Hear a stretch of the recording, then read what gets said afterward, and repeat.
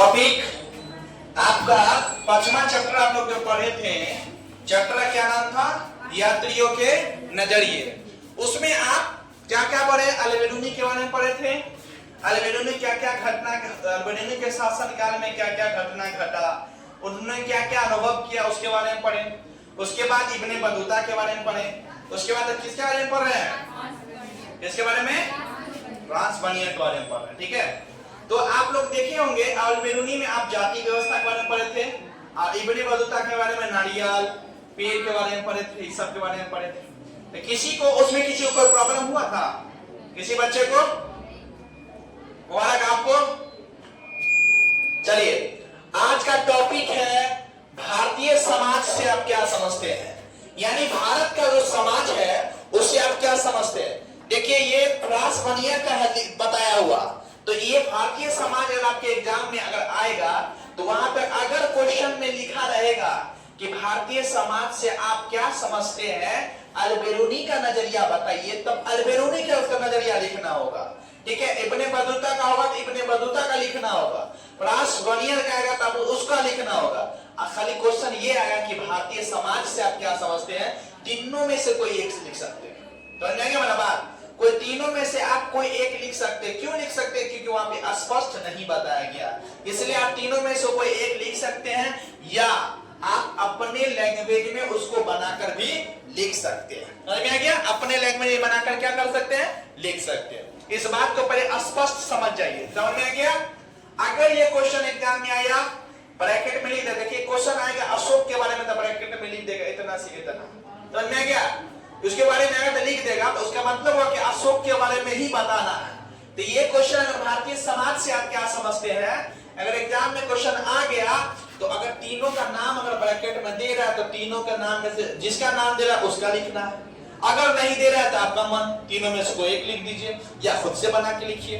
बस आपका concept clear होना चाहिए। ठीक है, टॉपिक भारतीय समाज से आप क्या समझते हैं, यानी भारत का समाज होता है उससे आप समझते क्या है। तो देखिए, फ्रांस यहाँ पे क्या लिखे? फ्रांसवा बनियर के अनुसार, फ्रांसवा बनियर के अनुसार उस समय, कौन समय में? उस समय कब का बात हो रहा है? 1656 क्या 1656 का बात हो रहा। तो उस समय भारतीय समाज में या तो बहुत गरीब लोग थे या तो बहुत अमीर लोग थे। फ्रांस बनियर का नजरिया क्या बोला कि हमारे भारत के समाज में जो लोग हैं, देखो बाबू यहाँ देखो, ठीक है, हमारे समाज में भारत को वो अपने नजरिए में क्या स्पष्ट किया कि हमारे समाज में जो लोग हैं ना, या तो बहुत अमीर है या तो बहुत गरीब है, मीडियम नहीं बताया। 1920 में नहीं है, उसको सुधारवाए थे ना, आपको बताए नहीं थे, बताए नहीं थे, बताए नहीं थे।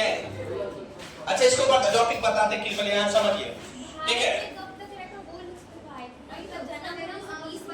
1920 में जन्म उनका नहीं हुआ है।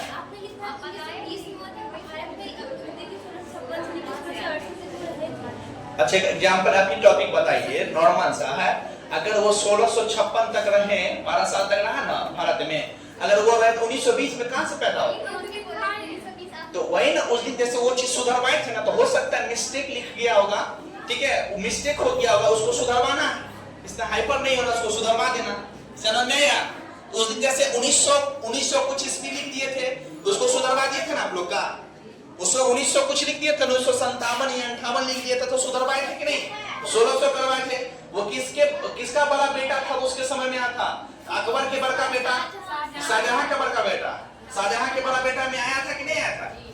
ध्यान से अब यहाँ समझो, टॉपिक हमारा भारतीय समाज से आप क्या समझते हैं। तो बउआ गुलगुल्ला सब गौर से देखना, अगर समझ में नहीं है तो वहीं पर पूछना है। ठीक है, मुंह में बतासा पेड़ा नहीं जमाना, बतासा पेड़ा जमाइएगा तो जमे रह जाएगा। ध्यान सुनो, फ्रांसवा बनियर के अनुसार वो आदमी क्या बोला कि उस समय, उसके समय में, उस समय भारतीय समाज में या तो लोग बहुत गरीब हुआ करते थे या तो बहुत अमीर हुआ करते थे। मीडियम का बात उन्होंने नहीं बताया, मिडिल क्लास का बात उन्होंने नहीं बताया, बस इतना ही बताया, या तो अमीर या तो गरीब, या तो अमीर या तो गरीब, या गरीब या तो अमीर। ठीक है, पहला पॉइंट में कोई दिक्कत? प्रश्न वनियर के अनुसार ही बताया गया था कि भारतीय समाज में रहने वाले लोग या तो अमीर हुआ करते थे या तो गरीब हुआ करते थे, या गरीब हुआ करते थे या अमीर हुआ करते थे। कान इधर से पकड़ या इधर से पकड़ या मुंह से घुसा के कान पकड़ाएगा क्या? काने पकड़ाएगा। कोई दिक्कत? अब आगे नेक्स्ट देखो, पहला पॉइंट अगर आप लोग समझ गए होंगे तो दूसरा पॉइंट भी आप समझ जाइएगा। दूसरा पॉइंट क्या है? मध्यम वर्ग का अभाव हुआ करता था।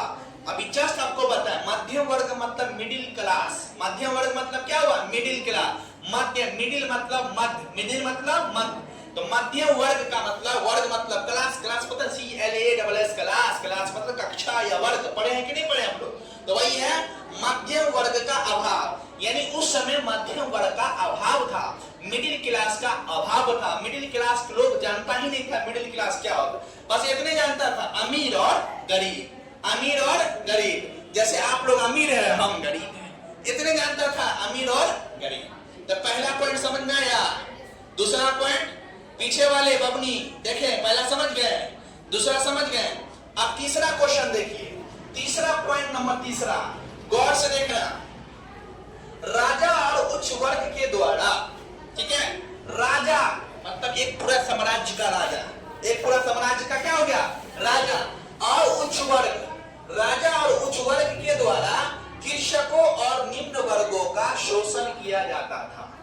कृषकों और निम्न वर्ग का क्या किया जाता था? शोषण किया जाता। किसके द्वारा शोषण किया जाता था? राजा और उच्च वर्ग के द्वारा। उच्च वर्ग कहने का मतलब राजा के टैली में जो आदमी होगा उसको क्या बोलेंगे? उच्च वर्ग। जैसे मान लीजिए आप राजा और हम भी जमींदार आदमी हैं, तो हम भी आपके श्रेणी में आ गए, ठीक है? आप समाज का बहुत दौलत वाला इंसान है, हम भी तो आपसे 10 रुपया कम, लेकिन हम भी दौलत वाला है, तो हम भी आ जाएंगे उच्च वर्ग के श्रेणी में, ठीक है? तो राजा और उच्च वर्ग के लोग क्या करते थे? वहां के लोगों के साथ, निम्न वर्ग के साथ क्या करते थे? शोषण करता था। शोषण किस टाइप का शोषण किया जाता था? टैक्स वसूला जाता था। शोषण वही हुआ, टैक्स लिया जाता था। जैसे 2 रुपया राजा मांग रहा था, 3 रुपया वो भी मांगता था कि 2 रुपया हमको भी दो। जहां राजा 3 रुपया बढ़ाया था वो भी अपना टैक्स बढ़ा देता था, ये टैक्स बढ़ाया था वो भी टैक्स बढ़ा देता था कि नहीं इतना कर हमको भी दो, इतना टैक्स हमको भी दो। बस वो टैक्स लेकर मांगता था। समझ में आ गया? नेक्स्ट यहाँ देखो, नेक्स्ट पॉइंट और आखिरी पॉइंट क्या है? नगरों में सेवाओं का अभाव था। नगरों में सेवाओं का क्या था? अभाव था, एवं शासन व्यवस्था खराब थी। टैक्स तो लिया, ठीक है, आप हमसे टैक्स लीजिए, हम आपको टैक्स पे करेंगे। सरकार आज हमसे टैक्स ले रहा है, आपसे टैक्स ले रहा है, तो हम लोग टैक्स पे करते हैं, लेकिन हम जो पैसा दे रहे हैं, हम जो टैक्स दे रहे हैं, उस चीज का हम उसका बेनिफिट पाएंगे कि नहीं पाएंगे? अगर हमारे समाज का रोड खराब है, हमारे समाज में लाइट पर, बत्ती पर, पोल पर लाइटें नहीं है, तो कहीं ना कहीं हमारे टैक्स के पैसा को खाया जा रहा है, खाया जा रहा है कि नहीं खाया जा रहा? तो वही हाल यहाँ था, नगरों में सेवाओं का अभाव एवं शासन व्यवस्था खराब थी। सेवाओं का अभाव भी खराब था, शासन व्यवस्था भी खराब थी, ठीक है? जैसे हमारे देश में होता है क्या है, अगर आज हमारे देश के समस्तीपुर क्षेत्र में अगर मान लीजिए प्रधानमंत्री का आज आगमन होने वाला 2 दिन के बाद, तो आज से पेंटिंग शुरू हो जाएगा, पेड़ पौधा इधर उधर साफ सफाई सब पर ध्यान दिया जाएगा। वो गए, बात खत्म।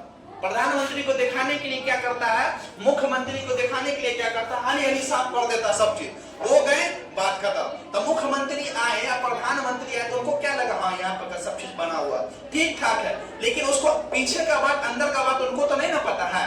तो कहीं ना कहीं ये टैक्स जो खा लेता है, तो उनके नीचे तबके के जो लोग है वो टैक्स खा लेते हैं। खाते कि नहीं खाते हैं? समझ में आ गया? ये चारों पॉइंट में किसी को कोई दिक्कत हुआ? कोई बच्चा को है? किसी को कोई दिक्कत नहीं? ना दिक्कत है। तो ये हो गया भारतीय समाज। भारतीय समाज में अगर आप